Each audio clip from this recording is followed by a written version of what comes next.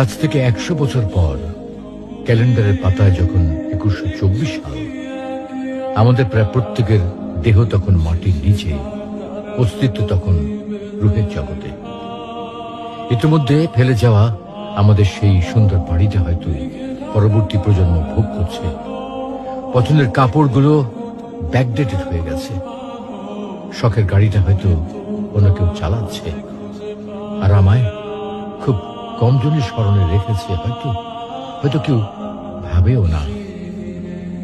হাতে তাদের সময় নেই, যাদের জন্য এত কিছু করতে করতে নিজের জীবনটাই শেষ করে দিয়েছিলাম। আচ্ছা, বাস্তবতার এই জীবনে আপনি আপনার দাদার দাদাকে কতবার স্মরণ করেন? আপনার দাদির কথা আপনি কখনো কি আপনার মনে পড়ে?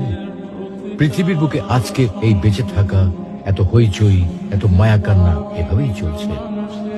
গত হওয়া অসংখ্য প্রজন্মকে টপকে আমরা এই জীবন লাভ করেছি। তেমনিভাবে আগামীতে অসংখ্য প্রজন্মের ভিড়ে হারিয়ে যাবে আমাদের এই জীবন। কিন্তু খুব কম লোকই সময় পায় ফেলে যাওয়া জীবনটা একটু ফিরে দেখার। বাস্তবতা হচ্ছে এই জীবনটা আমাদের কল্পনার চেয়েও অনেক অনেক ছোট।